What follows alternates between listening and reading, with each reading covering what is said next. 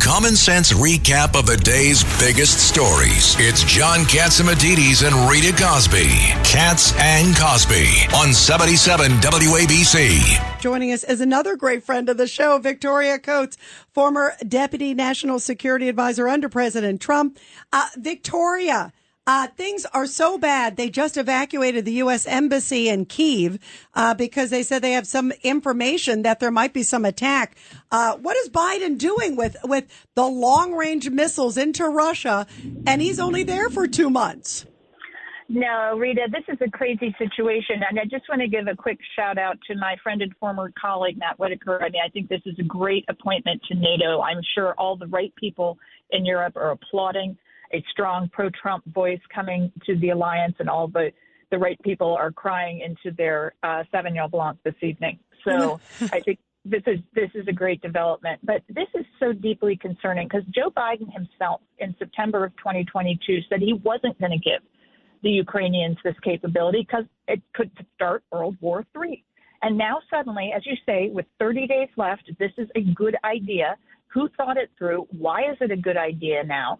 And, is what they're trying to do kind of bake in a escalation in Ukraine that would make it much more difficult for President Trump to resolve because they don't want it resolved. And if they want it to be a failure for him, that doesn't, because they've failed for 2.5 years. They don't want that to stick to them. They want it to stick to the incoming president. But you know what also, Victoria, it's also like sparking. It's on the verge when you hear the rhetoric coming from Russia, you hear all the stuff coming from Ukraine. It's like escalating things big time. It's scary.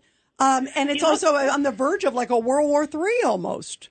But look at how the pieces are moving on the global board. We have the North Korean troops now we're acting in Russia. We have the Russian missiles and intelligence going to Yemen. We have the Iranian drones going to Russia to use in Ukraine. We have the Iranians reportedly getting close to 90% enrichment, according to the IAEA report yesterday. Gee, I wonder where they got that idea. Maybe from their 3 nuclear partners, China, Russia, and North Korea. All of this is happening. It is not confined to Ukraine, and it is drifting toward a global conflict. So to take a step like this, I don't know if I agree with it or disagree with it strategically because no strategy has been laid out. It just looks like senseless escalation to me and a very dangerous signal to send with it during a transition period. And also, Victoria, I'm half Polish. So the Poles originally wanted to give MiGs to Ukraine. Biden's team said no. And so they have made them fight this war with one hand tied behind your back. If you're going to go into battle, you help them win. You don't give it to them 2 months before you're going to leave. 100%. And that's been our problem at the Heritage Foundation all along. It's not a lack of desire to see Ukraine win. It's an utter lack of confidence in the Biden administration's approach. And I think, on November 5th, you had 80 million Americans vote for Donald Trump, elect him president of the United States. Not a single one, I would bet you dollars to donuts, did that because they wanted to escalate in Ukraine. Yeah, exactly. And that's why this is absurd. He's also giving out more money to Ukraine now. So what is the strategy? Is it to say, okay, Trump, I'm going to give you a world in total disarray? I mean, and you have to wonder, and he's also at the same time, he's undermining Israel. He's lifting sanctions on Hezbollah and Hamas. I mean, what is going on? It's like, is he insane? I really think the money in Ukraine deserves much more scrutiny than it's gotten. This is the $60 billion that was in the most recent emergency supplemental, so that's all debt money. Those are some of our most precious dollars, which we should expend the most carefully. But the Biden administration is going to try to push all of that out the door by January 20th. It's supposed to last till September of 2025. That's FY 2025 money there. And they're going to try to flood a country like Ukraine with $60 billion in the next 8 weeks. Victoria, is that cash? Is that cash or arms? It'll be a combination. You can go through the supplemental and see how it's all divvied out. And up until now, we sent over defensive arms, correct? And then this is the first time we're allowing them to use our missiles to strike Russia. Right, to strike into Russia. Right. It was battlefield. Yeah. It was battlefield capable weapons, and now we're allowing them to attack into Russia proper. Right. Right before he leaves the It's White ridiculous House. because he's not going to be. There is no strategy. Right. Like you just said, it's ridiculous to do it right now. Yeah, and it's disgusting. And if you're going to help somebody really fight, you should have given it to them on day one. If you really wanted to back them, don't do this like willy-nilly. I mean, this is crazy. Judge Weinberg.